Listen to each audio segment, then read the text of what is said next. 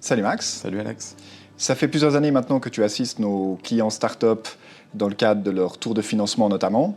Et dans ce cadre, il y a un des instruments qui est très souvent utilisé, c'est le capital autorisé parce qu'il est pratique, flexible.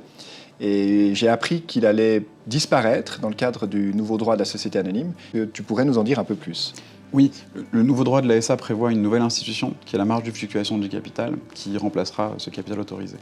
Merci beaucoup. Pour celles et ceux qui connaissent l'institution du capital autorisé, est-ce que tu pourrais nous expliquer les différences et les similitudes qu'il y aura avec cette marge de fluctuation du capital?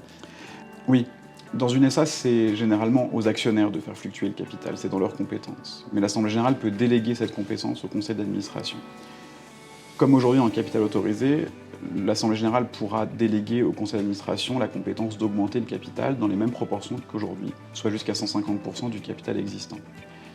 Elle pourra désormais également déléguer la compétence de réduire le capital social jusqu'à la moitié du capital existant, tout en évitant évidemment de passer sous le capital minimal d'une société anonyme.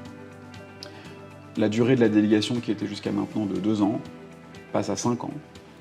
Et puis l'Assemblée générale pourra donner un cadre dans lequel le conseil d'administration peut évoluer, en lui permettant par exemple que d'augmenter ou que de réduire le capital action. Une question se pose alors, qu'en est-il des dispositions statutaires qui contiennent un capital autorisé dont l'expiration serait postérieure au 31 décembre 2022? Alors dans ces conditions, le capital autorisé sera toujours utilisable, il sera sujet à l'ancien droit, quand bien même sa date est plus lointaine que la date de changement de droit. En revanche, il ne peut pas cohabiter avec une marge de fluctuation du capital.